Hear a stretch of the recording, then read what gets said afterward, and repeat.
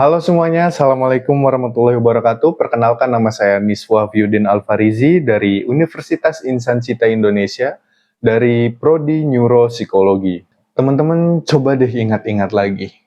Seberapa sering kita dalam seminggu terakhir mendengar kata-kata seperti mental health, healing, stres, atau bahkan mungkin burnout di media sosial kita. Banyak banget kan? Nah, sekarang kesadaran masyarakat tentang kesehatan mental itu sudah luar biasa meningkat. Ini kabar baik. Tapi di sisi lain, fenomena ini memunculkan tantangan baru. Saat semua orang mulai peduli pada kesehatan mental mereka, kemana mereka harus mencari bantuan? Jawabannya tentu ke profesional, yaitu psikolog. Dan sebagai mahasiswa psikologi, calon psikolog masa depan, pernah nggak kita mikir, apakah kita nanti cuma sekedar jadi psikolog yang punya gelar, atau kita bisa jadi sosok yang benar-benar bisa diandalkan? Disinilah kita perlu bicara tentang dua hal yang nggak bisa ditawar dalam profesi ini, yaitu kompetensi dan integritas. Kita bahas yang pertama dulu, yaitu kompetensi. Apa sih kompetensi? Kalau kita bawa ke ranah psikologi, apakah cukup menghafal teori Sigmund Freud, hafal alat tes psikolog, lalu kita bisa jadi kompeten? Jelas enggak. Kompetensi itu adalah kombinasi antara pengetahuan yang mendalam, keterampilan praktis, dan kepekaan sosial. Dinamika manusia itu dinamis banget, teman-teman. Apa yang tertulis di buku tahun ini atau tahun lalu bisa jadi sudah berkembang hari ini. Menjadi psikolog yang berkompeten berarti kita berkomitmen untuk menjadi lifelong learner, pembelajar seumur hidup. Sekarang bayangkan kalau ada klien yang datang dengan trauma berat, tapi psikolognya nggak memperbarui ilmunya dan memakai metode yang sudah usang atau bahkan mungkin bisa dibilang keliru. Bukannya menyembuhkan, kita malah bisa memperparah luka batin orang tersebut. Malpraktik di dunia psikolog itu dampaknya nggak main-main, karena yang kita tangani bukan benda mati, melainkan jiwa dan masa depan seseorang. Jadi kompeten itu bukan gaya-gayaan, punya sertifikat banyak di dinding, praktik, tapi tentang seberapa tajam analisis kita, seberapa tepat intervensi kita yang kita berikan sebagai tanggung jawab ilmiah yang kita pertanggungjawabkan. Sekarang kita masuk ke pilar kedua yang gak kalah krusial, bahkan sering jadi penentu. Integritas. Kalau kompetensi itu bicara tentang kemampuan otak dan keterampilan tangan, maka integritas itu bicara tentang hati dan kompas moral. Di dalam ruang konseling, seseorang psikolog itu memegang kunci paling rahasia di hidup seseorang. Klien datang dengan membawa cerita mungkin nggak pernah mereka ceritakan ke orang tua, pasangan, atau sahabat mereka sendiri.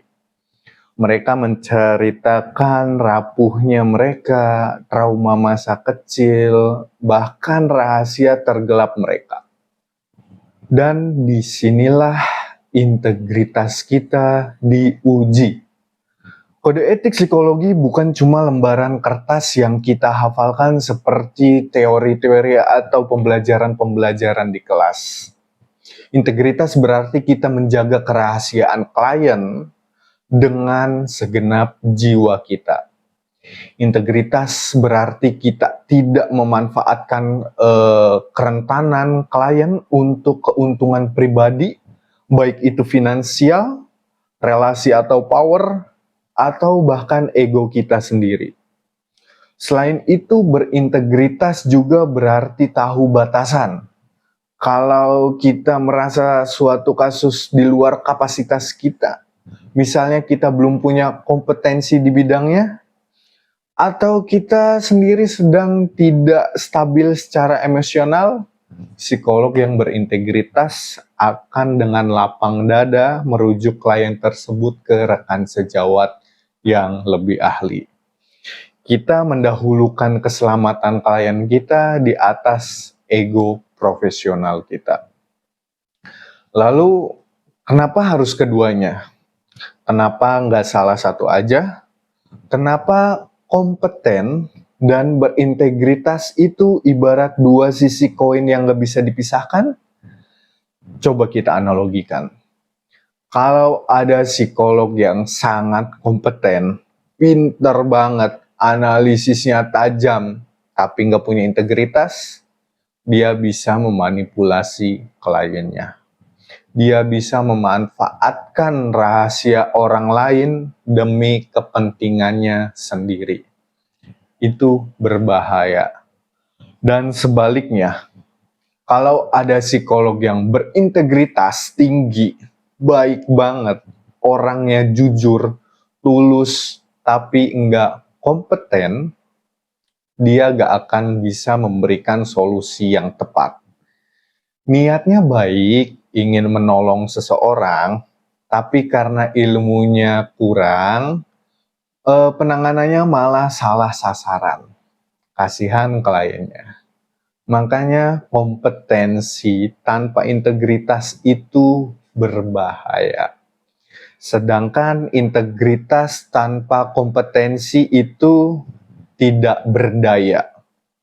Kita butuh keduanya untuk membangun yang namanya trust atau rasa kepercayaan publik terhadap profesi psikolog di Indonesia. Teman-teman, sesama mahasiswa psikologi, pembelajaran kita untuk memakai toga dan disumpah menjadi psikolog mungkin masih panjang, tapi pembentukan kompetensi dan integritas itu nggak perlu dimulai nanti pas kita lulus. Prosesnya dimulai dari sekarang, dari ruang kelas saat ini atau ruang diskusi saat ini.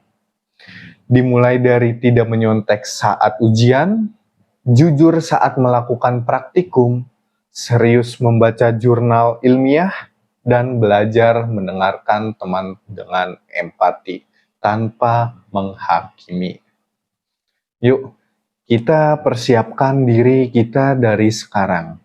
Bukan cuma lulus kuliah dengan IPK tinggi saja, tapi untuk menjadi penyembuh yang amanah bagi jiwa-jiwa yang sedang terluka di luar sana. Mari menjadi psikolog yang berkompeten, mari menjadi psikolog yang berintegritas. Saya Niswa Hafyuddin Al-Farizi, bangga menjadi bagian dari masa depan psikologi Indonesia. Terima kasih. Wassalamualaikum warahmatullahi wabarakatuh dan sampai jumpa di kesempatan berikutnya.